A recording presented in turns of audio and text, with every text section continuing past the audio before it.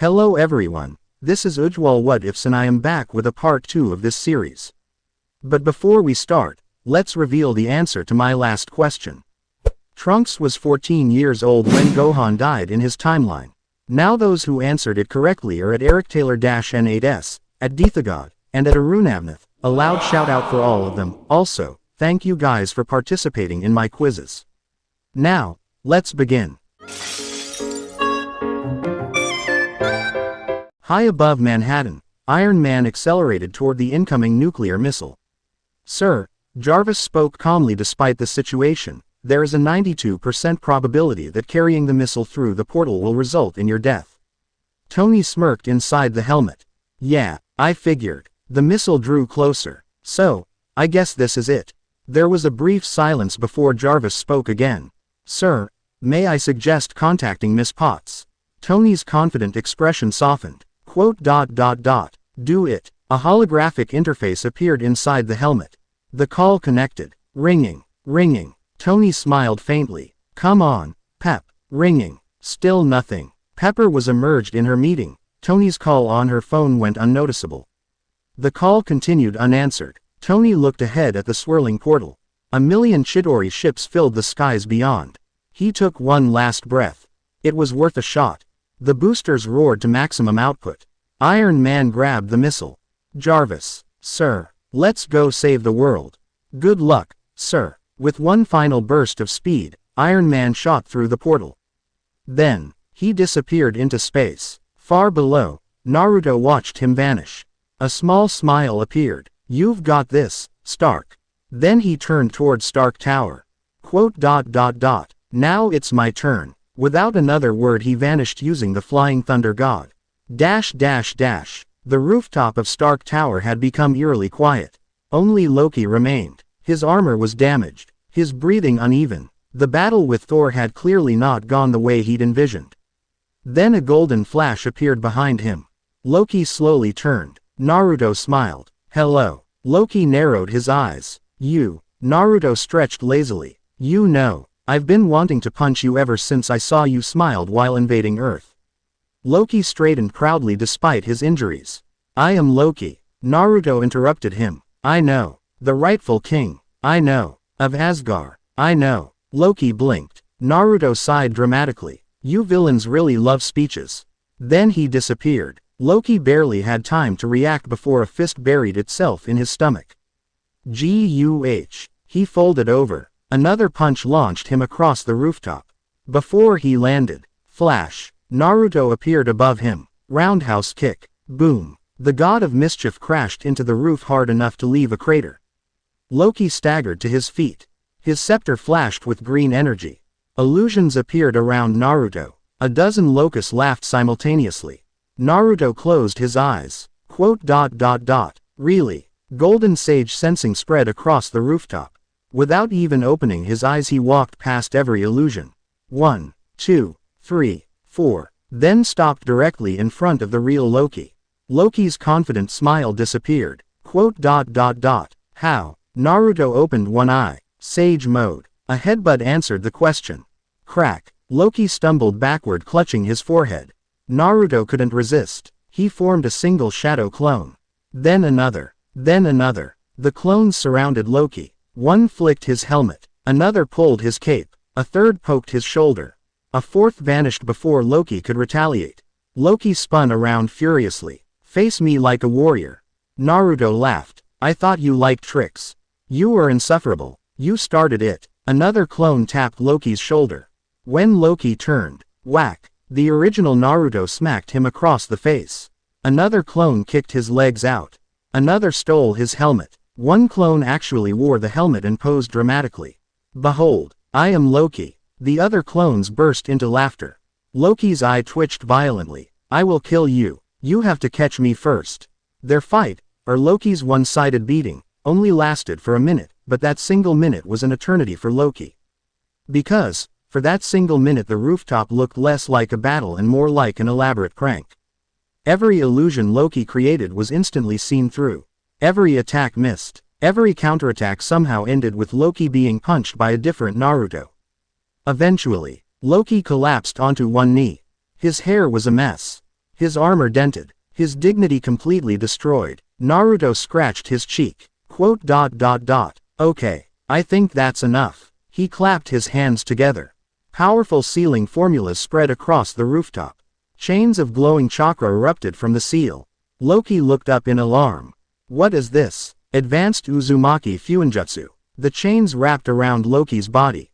More seals spread across his armor. His wrists, his ankles, his chest, his forehead. The moment the final seal locked into place, the green magic surrounding Loki vanished. His connection to his mystical power was completely suppressed. Loki tried to summon magic. Nothing happened. His eyes widened. What have you done? Naruto smiled. Temporary chakra-based suppression. Surprisingly, it works well with your magic too. And it doesn't just restrain your body. It disrupts your ability to channel your energy too. Loki struggled desperately. Nothing. The chains didn't move an inch. Naruto nodded in satisfaction. Perfect. A massive explosion echoed across Manhattan. Naruto immediately looked upward. The portal. Natasha Romanoff had reached Dr. Selvig. With Loki's scepter she activated the failsafe. The brilliant blue portal began collapsing. The Chitauri soldiers started collapsing one after another. At the exact same moment, Iron Man emerged from the sky. His armor was powerless. He wasn't flying. He was falling. Fast. Everyone below froze. Natasha immediately looked upward. Tony. Naruto, who was now standing beside her, narrowed his eyes. Without taking his eyes off Tony, he calmly spoke. He's going to land near one of my teleportation markers. Natasha immediately understood what he meant. She looked at Naruto. Can you get us there? Naruto smiled. Of course. He extended his hand. Free ride. Despite the situation, Natasha smirked. I'll pretend S.H.I.E.L.D. isn't going to spend the next 10 years trying to figure out how that technique works. Naruto laughed. Good luck with that. Natasha grabbed his forearm. A familiar golden flying thunder god seal spread beneath their feet. Flash. A streak of golden light shot across Manhattan. To the exhausted civilians and S.H.I.E.L.D. agents below, it looked like another one of golden streak that had been evacuating people throughout the battle. An instant later, they materialized at the area where Tony was about to crash just to see Hulk. The green giant leapt impossibly high. His enormous hand caught Tony moments before impact. The two landed safely. The battlefield fell silent. For the first time since the invasion began. There were no more Chitauri. No more explosions. Only exhausted heroes. Tony remained unconscious. Natasha walked forward immediately while Naruto folded his arms with a satisfied smile. Soon, Captain, Hawkeye and Thor also joined them. Hulk then gently lowered Tony onto the ground. For several tense seconds, nothing happened. Everyone was ready for the worst except Naruto, who knew what was going to happen next. And just as he predicted, Hulk suddenly roared directly into Tony's face. Rog. Tony's eyes snapped open. He looked around in confusion. Did anybody kiss me? There was silence. Tony blinked. Please tell me nobody kissed me. Naruto smirked. We were considering it. Tony pointed at him. That's disturbing. Everyone laughed. Even Captain America smiled. The tension finally broke. Tony slowly sat up. So, he looked around. We won. Thor nodded. We did. Tony sighed in relief. Great. He stood up unsteadily. Then let's go eat. Everyone looked at him. I know this amazing shawarma place a few blocks from here. I've always wanted to try it. Captain crossed his arms. As good as that sounds. He pointed toward Stark Tower. We still have another problem. Everyone followed his gaze. Loki. Several minutes later the Avengers entered Stark Tower. The doors opened. Everyone stepped inside. Then simultaneously stopped. Silence. Complete silence. Loki, the mighty god of mischief, hung upside down against the wall. He wasn't simply tied. He had been sealed into the wall itself by intricate glowing Fuinjutsu formulas covering the surrounding surface. Additional paper seals covered his armor. Across his forehead, written in bold black ink, were 4 humiliating words. I am an idiot. Loki's eyes burned with fury. The moment he saw Naruto, he exploded. His muffled shouting echoed throughout the room as he struggled wildly against the seals. MMPH. MMMPH. MMMMMPH. Naruto smiled innocently. Oh, you're awake. Loki somehow became even angrier. Thor looked at his adopted brother. Then at the writing on his forehead. Then back at Naruto. For exactly 5 seconds the god of thunder maintained his composure. Then he burst into booming laughter. Ha ha ha ha. Thor actually had to lean against a pillar. Oh brother, you have suffered many defeats. But this is magnificent. Tony slowly walked around Loki like an art critic inspecting a masterpiece. He nodded thoughtfully. The symmetry is beautiful. The handwriting is clean. The upside-down positioning really brings the whole thing together. He looked at Naruto. I'm impressed. Natasha folded her arms, clearly trying not to laugh. The corners of her lips betrayed her. Clint wasn't even trying. He openly chuckled. I almost feel bad for him. Captain Rogers rubbed the bridge of his nose. He looked at Loki, then at the giant words on Loki's forehead. Finally, he gave up and smiled. I can't say he didn't earn it. Loki continued furiously shouting through the paper seal covering his mouth. Naruto casually walked over. Oh right. He pulled another small sealing tag from his pouch. Almost forgot. He slapped it on top of the first one. Double silence seal. Loki's furious protests became nothing more than faint, muffled noises. Naruto nodded in satisfaction. Much better. Even Thor laughed harder. Finally, Naruto released the wall restraints while keeping the suppression seals and silence seals firmly in place. Loki dropped face first onto the floor. Thud. Naruto grabbed the back of the Asgardian's armor with one hand as though carrying an oversized sack of potatoes.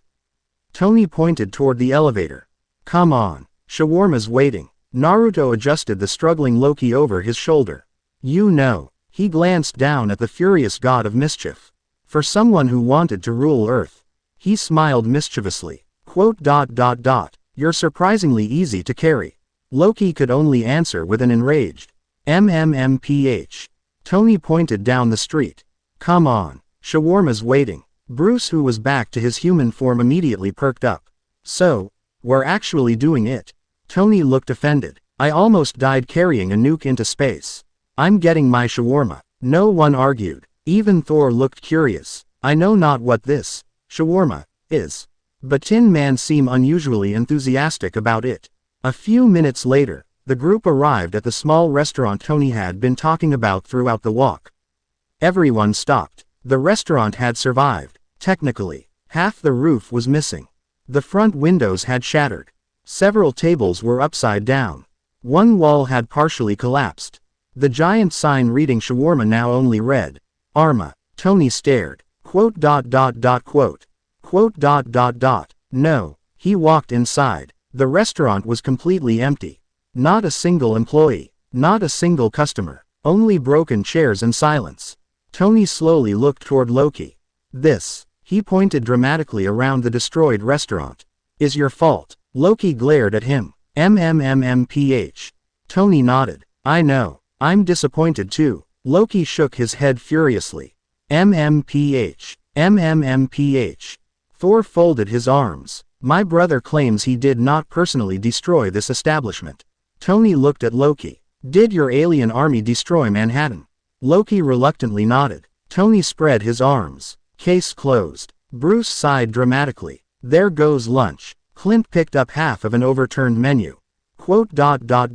At least the prices survived. Natasha glanced toward the ruined kitchen. I don't think they're serving today. Captain smiled faintly. I think that's a safe assumption. Naruto looked around the destroyed restaurant before sighing dramatically. But they had it in the post-credit scene. No. The movie had lied to me. I waited almost 2 years to try this MCU shawarma with the Avengers. Then he looked toward Loki. I'm adding this to your list of crimes. Loki's muffled response sounded extremely offended.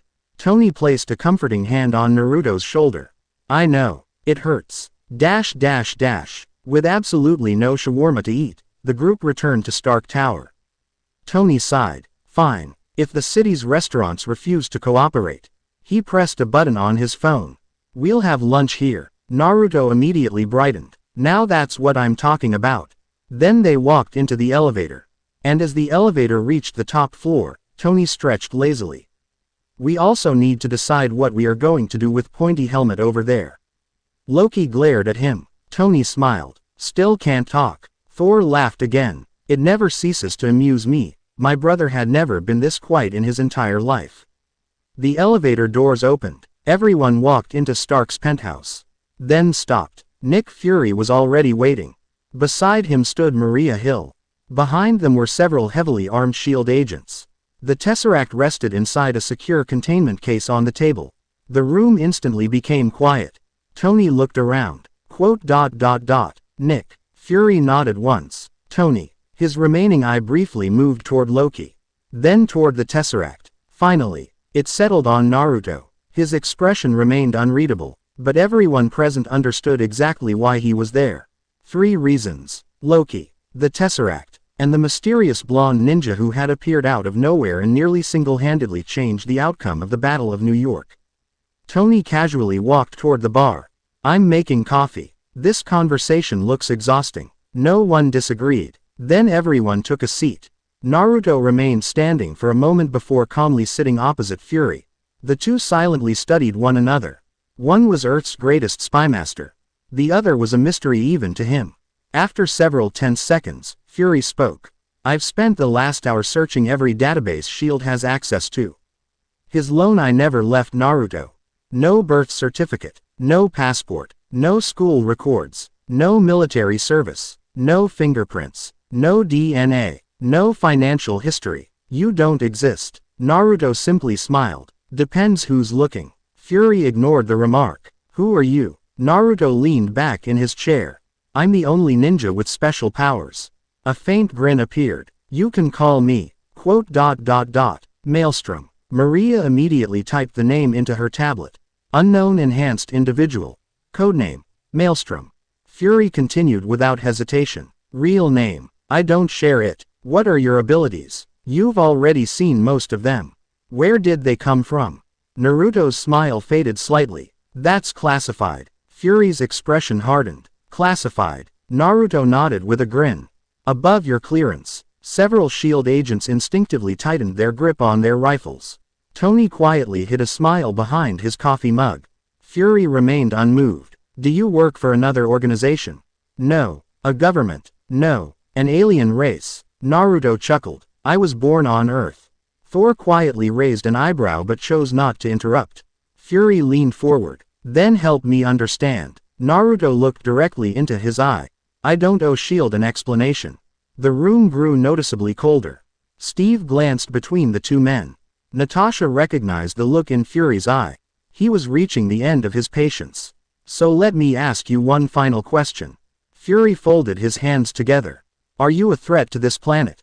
Naruto answered immediately. No. To innocent people. No. To my enemies. A small smile appeared. Absolutely. Neither man broke eye contact. The silence became almost unbearable. Finally Fury stood. That isn't enough. Every SHIELD agent raised their weapon simultaneously. The sound of dozens of rifles being readied echoed through the penthouse. Steve immediately stood. Nick. Thor's grip tightened around Mjolnir. Tony slowly placed his coffee down. Bruce sighed. This is a bad idea. Fury ignored them all. By the authority granted to me by SHIELD and the World Security Council. I am placing you under arrest. Naruto looked around the room. At the agents. At the Avengers. Then back at Fury. Instead of looking worried, he smiled. You really think you can scare me with your law? Fury answered without hesitation. I have to try. Naruto slowly stood. His expression remained calm. I told you earlier. I'm your ally. But if your first instinct after watching me save thousands of lives is to point guns at me. He shook his head. Then maybe you're asking the wrong questions. Golden chakra flickered briefly beneath his feet. A familiar flying thunder god seal appeared. Several SHIELD agents immediately noticed it. Director. Fury's eye narrowed. Don't. Naruto smiled one last time. Oh. And Director Fury. Fury remained silent. Naruto's blue eyes became serious. You've spent years searching for enemies outside SHIELD. A brief pause. Naruto then vanished and reappeared close to Fury's ears and slowly whispered. You should start searching inside it. He glanced toward every SHIELD agent in the room. Fury's expression changed for the first time. Almost imperceptibly. Naruto continued. When you finally uncover the truth, Remember today. Golden light exploded beneath his feet. Flash. A streak of golden light vanished through the penthouse. The room fell silent. Only the faint remnants of chakra remained where Naruto had been standing. No smoke. No clone. No illusion. He had simply disappeared. Maria immediately checked every surveillance feed. He's gone. SHIELD agents rushed to the windows. Nothing. Not even a trace. Thor smiled knowingly. Indeed, a fascinating form of travel. Tony whistled softly. I've officially given up trying to figure out how he does that. Steve folded his arms. He could have fought us. Natasha nodded, but he chose not to. No one spoke after that. Nick Fury slowly turned toward the window overlooking New York. Naruto's final words echoed through his mind. You've spent years searching for enemies outside SHIELD. Start searching inside it. For reasons he couldn't explain. The words didn't feel like a warning. They felt like a certainty. Fury slowly closed the Tesseract's case. Then he dismissed his agents except Hill. And quietly gave Hill a single order. Run a level 10 internal audit. Maria looked surprised. On who, sir? Fury kept staring out across Manhattan. Everyone. Somewhere far beyond the city, another streak of golden light flashed across the horizon. The man now known to the world as Maelstrom had vanished. But the seeds of doubt he left behind had just begun to grow. A streak of golden light flashed across Manhattan. Naruto reappeared several blocks away from Stark Tower atop the roof of an abandoned building. The sounds of emergency sirens echoed throughout the city while military helicopters circled the skyline. Looking back toward the tower, a mischievous grin slowly spread across his face. Hey, I wonder how red that one-eyed Baldy's face is right now. He imagined Nick Fury sitting inside Stark Tower, replaying their conversation for the 100th time while simultaneously questioning every single SHIELD agent on Earth. Naruto couldn't help but laugh. Honestly, he probably would look for me anyway. He shrugged. With my transformation jutsu, Flying Thunder God and Shadow clones, SHIELD was never going to catch me. So that little speech wasn't really for my safety. A grin widened across his face. It was simply revenge. For giving me a headache. I returned the favor. He could practically picture Fury sleeping 3 hours a night while investigating both him and his own organization. Petty. Naruto nodded. Absolutely. Worth it. He nodded again. 100%. His gaze drifted back toward Stark Tower. His sensory abilities immediately located two incredibly familiar energies. The Tesseract. And Loki's scepter. 2 infinity stones. He could take them. Right now, with Flying Thunder God, nobody on Earth could stop him. One teleportation. Grab both. Disappear. Simple. Naruto remained silent for a long moment before shaking his head. No, there are reasons some pieces should stay on the board. He looked toward the scepter first.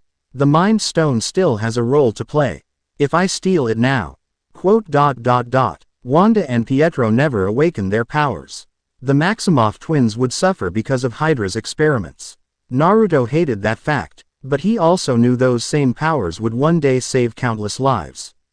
His gaze shifted toward the glowing Tesseract. And Thor still needs a way back to Asgard.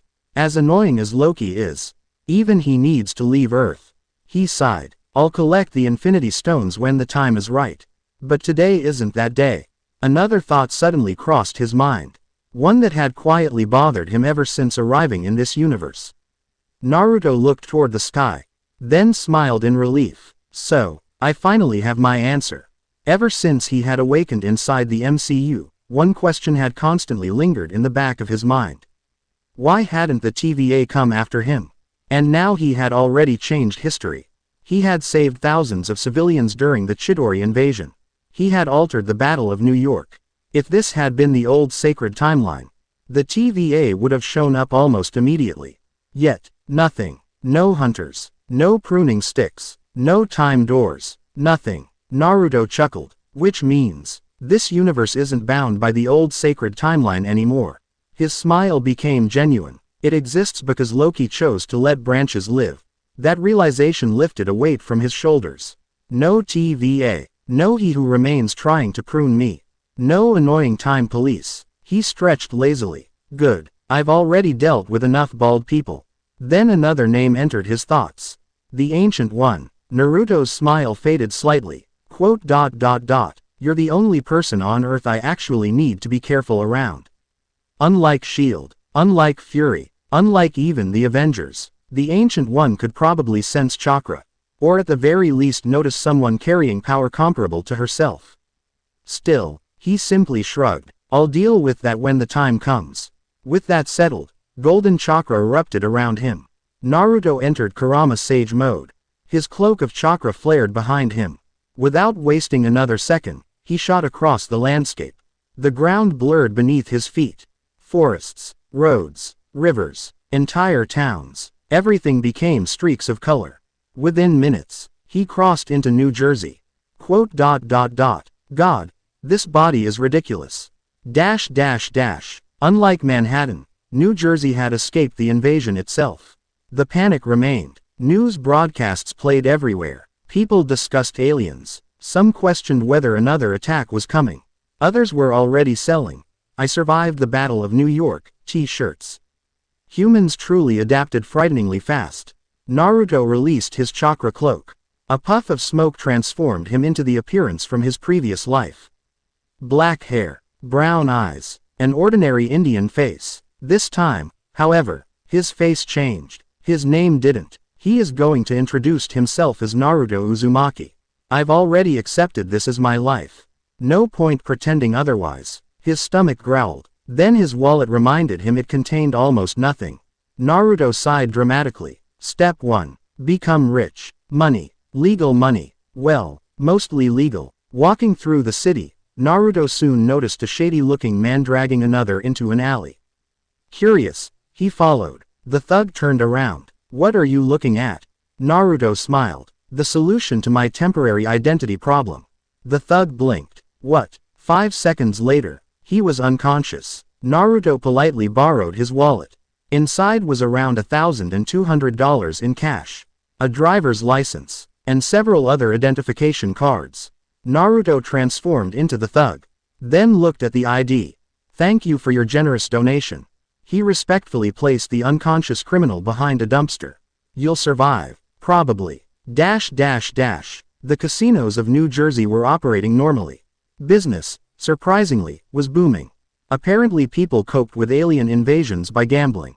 Naruto couldn't judge them. He had come here to do exactly that. His first $1,000 became 10,000. 10 became 50. 50 became 200. 200 became 500,000. In the end he crossed $1 million. Though he intentionally also lost several low-bet rounds. The security watched the cameras, found nothing suspicious and turned their attention to someone else. Naruto smiled internally. Being too lucky attracted attention. Being merely fortunate didn't. Over the next week he quietly visited casino after casino across New Jersey. Never staying too long. Never cleaning out a single establishment. Always leaving before anyone became suspicious. Somewhere along the way, several local criminals noticed a young man repeatedly leaving casinos carrying bags full of cash. Naturally, they attempted to rob him. Naturally, they regretted it. One group woke up tied to a telephone pole with a handwritten note attached. Crime doesn't pay. Another gang discovered that trying to ambush a ninja with Sage mode was perhaps the worst career decision imaginable. By the end of the week, Naruto's storage seal contained nearly $20 million. All in cash. Looking at the mountain of money sealed inside his storage space, Naruto scratched his cheek. I may have overdone it. Money solved many problems. Identity solved even more. Through several gamblers he had befriended during his week in New Jersey, Naruto was eventually introduced to people who specialized in making impossible paperwork become possible. Professional hackers, identity forgers, digital ghosts. The leader looked at Naruto. You want a completely clean identity? Yes. Government records? Yes. 20 years of history? Yes. The man whistled. That's expensive. Naruto calmly opened the bag he was carrying and turned it upside down. Stacks upon stacks of cash fall to the ground. The room fell silent. Never mind. Weeks later, Naruto held a brand new driver's license. Name: Naruto Uzumaki. Nationality: American citizen of half Indian and Japanese descent.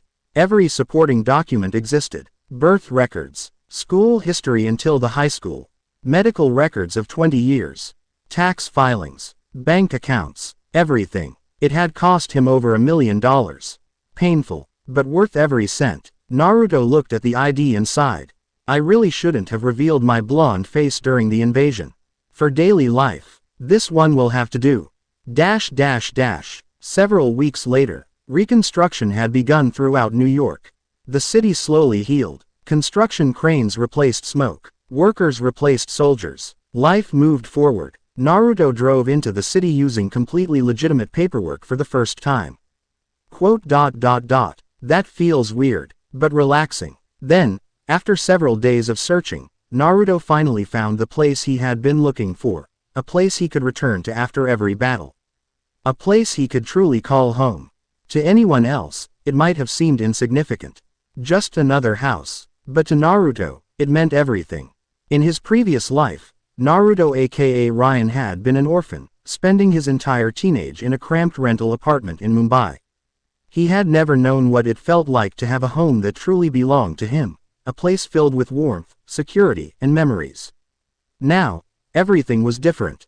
He was no longer the helpless boy who had struggled just to survive.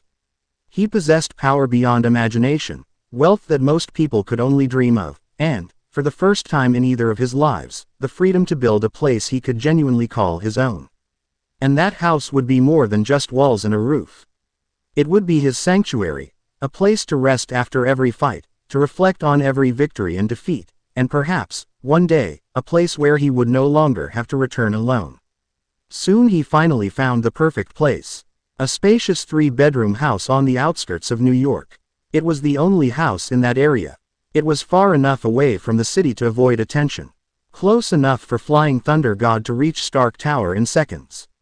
Most importantly, it had an enormous backyard. Perfect for training. It took him over $900K to buy that old house. Now standing in the middle of his new backyard with house keys in one hand and $18 million still safely sealed away. Naruto smiled. This finally feels like home. The house would be more than just walls and a roof. It would be his sanctuary, a place to rest after every battle, to reflect on every victory and defeat, and perhaps, one day, a place where he would no longer have to return alone. A few days passed. The paperwork was completed, the ownership was transferred, and the secluded lakeside property officially became his.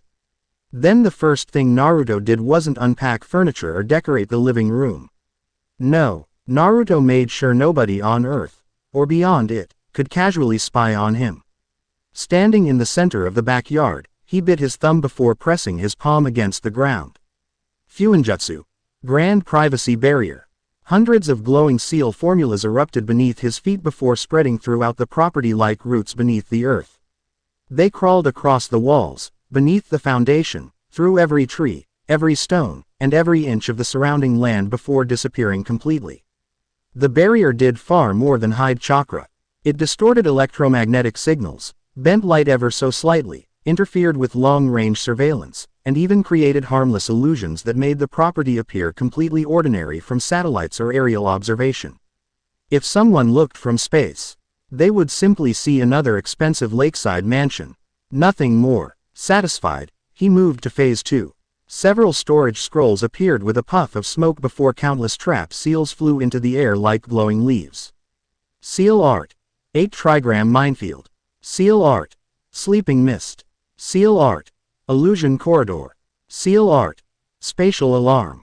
One by one, the seals he recently created to counter this world anomalies buried themselves throughout the estate. Some would alert him. Some would trap intruders inside looping illusions. Some would teleport unwanted guests outside the property. And a few, well, let's just say anyone foolish enough to ignore the warning signs would experience the closest thing to stepping on a magical Lego brick.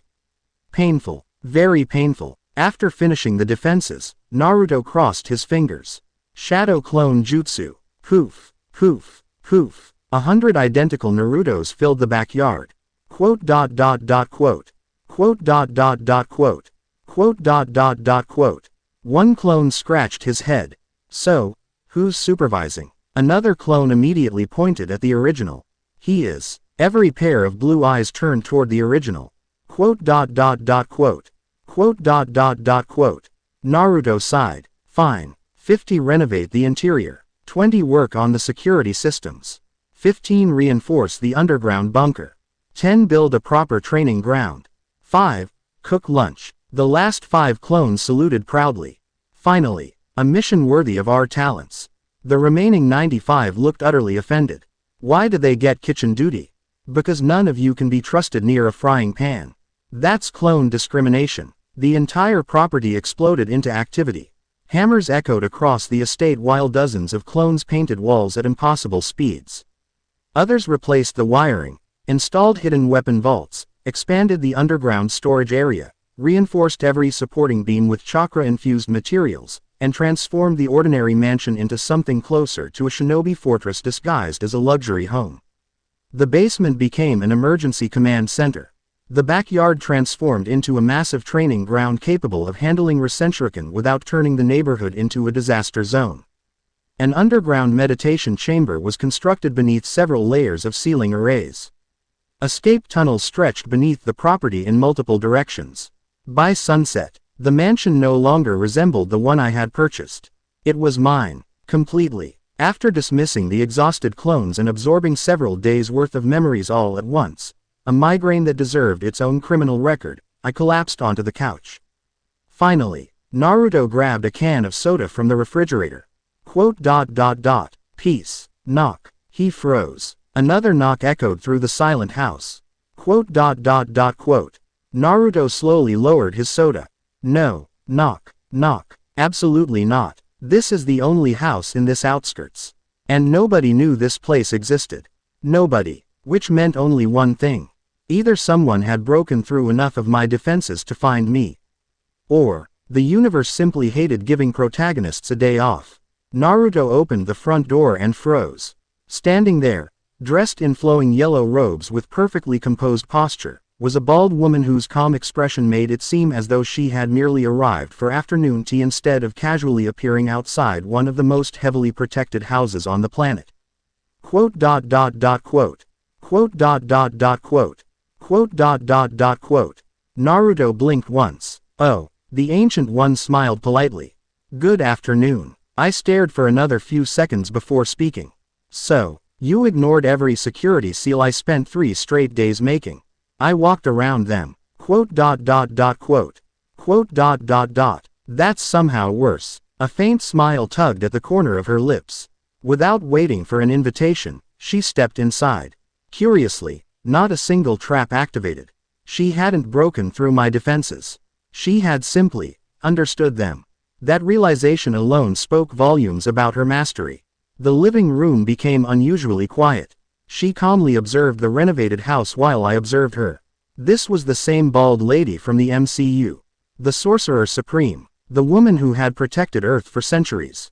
The woman who could casually send someone's soul flying out of their body with a single tap. Definitely someone you wanted on your good side. Finally, she spoke. I have been observing you. That's mildly concerning. You appeared in this universe without warning. Quote. Even more concerning. The moment I became aware of your existence, I attempted to see your past. And I saw nothing. Naruto raised an eyebrow. She continued. Then I tried looking into your future. Again, there was nothing. I viewed countless possible futures surrounding other people, like the Avengers. There, for brief moments, I saw you with them. Changing the future. You're a presence that should not exist. Naruto got defensive, ready for a fight. But strangely you are not affecting this timeline in the negative way. He upon hearing that relaxed. Can't you just finished it in a single sentence? I was about to have a heart attack. The Ancient One just gave a smile, signing it was intentional. Naruto groaned. Then she continued. Not only that, you are a singular point beyond destiny. Her voice carried genuine curiosity. I have searched countless timelines. In every universe I have examined. There has only ever been one you. Quote. Quote. Well, that actually surprised him. He had expected variants. Apparently not. Then again, how exactly was there supposed to be another Naruto Uzumaki in the Marvel multiverse? The realization was oddly amusing. So I'm a limited edition. The Ancient One blinked. That is one way to describe it. I prefer collectible. She silently stared at me. I'm choosing to ignore that. Fair enough. Her expression softened. I also observed your actions. You possess overwhelming power. Yet instead of conquest, you purchased a house in this outskirt. Naruto shrugged. Everyone needs somewhere to sleep. She actually chuckled. A tiny one. Barely noticeable. But it was there. She then asked, "Who are you, truly?" There wasn't much point hiding it. If anyone on Earth could uncover my identity, it was the woman sitting across from me. My name is Naruto Uzumaki. She simply nodded. No surprise. Which meant she had probably already known. Then came the inevitable question. How did you arrive in this universe? Naruto leaned back against the sofa. I honestly don't know. I remember being in an accident. One second I was dying. The next, I woke up here. Silence filled the room. She studied Naruto's face carefully, searching for deception. Finding none, she gave a small nod. I believe you. That was unexpectedly easy. Then again, she had probably seen enough impossible things over the centuries that dimensional accidents barely ranked in her top 20. The Ancient One folded her hands. There is another reason I came. Naruto raised an eyebrow. Oh, I would like to offer you a place at Kamar Taj. Excuse me, I can sense a different kind of energy within you, she explained. One unlike anything I have encountered before. It has piqued my curiosity. She paused before continuing. But that is not the only reason. I can also sense tremendous potential within you. The potential to become a master of the mystic arts. And I wish to help you unlock it. For several long seconds, Naruto's mind went completely blank. Out of every possibility he had imagined, this wasn't even on the list. Then a dangerous thought crossed his mind. Chakra, combined with magic. His imagination immediately spiraled out of control. A Rasengan reinforced with eldritch energy. Shadow clones capable of casting spells independently. Flying thunder gods synchronized with portal magic. Truth-seeking orbs infused with the mystic arts. The sheer amount of absurd combinations he could create would probably make every law of reality question its own existence. Naruto shot to his feet so quickly that the coffee table nearly tipped over. I'm in. The Ancient One blinked. That was faster than expected. I had prepared a rather lengthy explanation about life, death, purpose, attachment, and responsibility. Naruto shrugged with a grin. I'll read the brochure later. For the first time since entering his home, the Sorcerer Supreme looked genuinely caught off guard. A faint smile soon appeared on her face. Very well. She rose gracefully and traced a glowing circle in the air. Golden sparks erupted as a brilliant portal opened inside the living room. Beyond it stood towering mountains, ancient stone courtyards, and colorful prayer flags swaying peacefully in the wind. Kamar Taj. Without a moment's hesitation, Naruto stepped through the portal beside the Ancient One. Neither of them realized it yet. That single step would change far more than Naruto's future. It marked the birth of something the Marvel Universe had never witnessed before. Not merely a shinobi, not merely a sorcerer, but a warrior capable of mastering both chakra and magic. That's all for today. But before we end this video, question time. What superpowers Wanda had when she was introduced in the MCU? The first 5 to answer correctly will get a shoutout in my next video. But be quick, you only have 2 days to answer.